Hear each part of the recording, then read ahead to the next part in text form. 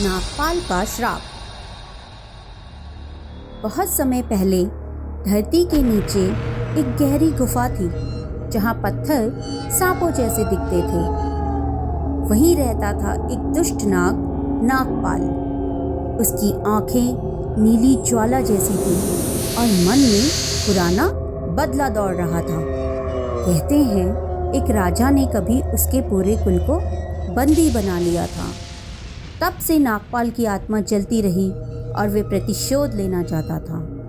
मैं उस राजा के वंश को ऐसा जहर दूंगा जिसे कोई वैद्य पहचान भी न सके। एक रात आसमान में बादल थे, हवा तेज चल रही थी। नागपाल सांप बनकर चुपके से महल में घुसा।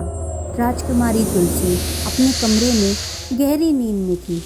नागपाल उसके सिरहाने के पास खड़ा हो गया, एक काली मणि निकाली और धीरे से वह मणि तुलसी के मुंह में डाल दी।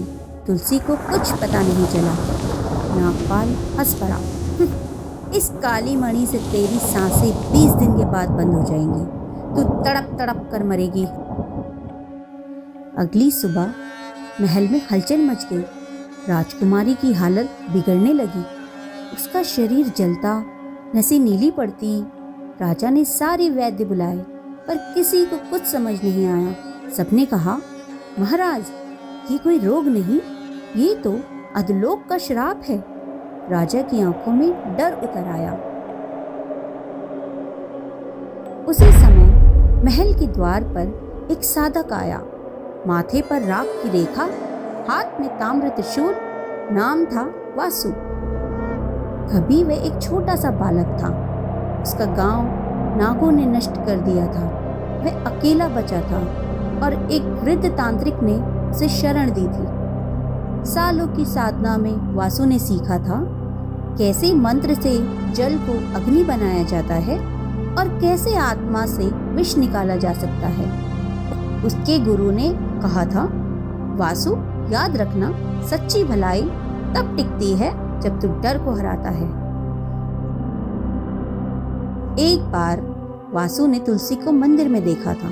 हवा से दीपक बुझ ही रहा था कि वासु ने हाथ बढ़ाया और दीपक फिर जल उठा।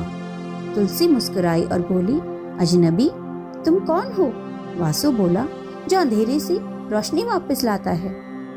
दोनों की आंखें मिली और कुछ अनकहा वहीं रह गया। अब भी तुलसी अचेत थी। राजा बहुत परेशान था। वासु ने कहा, राजन मुझे अनुमति दीजिए, मैं उसे बचा सकता हूँ। राजा ने कांपते स्वर में पूछा, क्या तू जानता है किसने किया ये सब? वासु बोला, हाँ, नागपाल।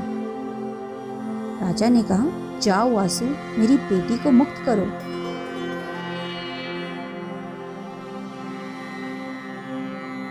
जब वासु पहुंचा तो उसने देखा कि गुफा के भीतर चारों ओर धुआं था, नीली लपटें थीं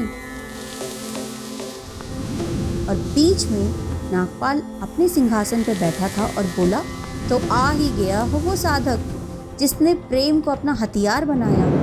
वासु ने त्रिशूल उठाया, मैं यहाँ प्रेम के लिए नहीं, धर्म के लिए आया हूँ। नागपाल गर्जा, धर्म? वो जो शक्ति के साथ हो। और फिर युद्ध छिड़ गया। त्रिशूल और फन की टकराहट से बिजली गिरी, धरती कांपने लगी और सांपों की लहरें हवा में तैर उठी। तभी वासु मंत्र जपने लगा, ओम सर्वविष हराय नमः। त्रिशूल ने दिव्य अग्नि निकाली, नागपाल को घेर लिया। नागपाल चिल्लाया, मैं अमर हूँ। वासु ने शांत स्वर में कहा, हर अमरता का अंत सत्य करता है। अंतिम प्रहार करते हुए वासु ने त्रिशूल चलाया। नागपाल का फन चीर गया, वह राख बनकर गिर पड़ा। गुफा में शांति छा गई। वासु लौट आया। उसने अपने तंत्र और मंत्र की शक्ति से तुलसी को जीवन दिया।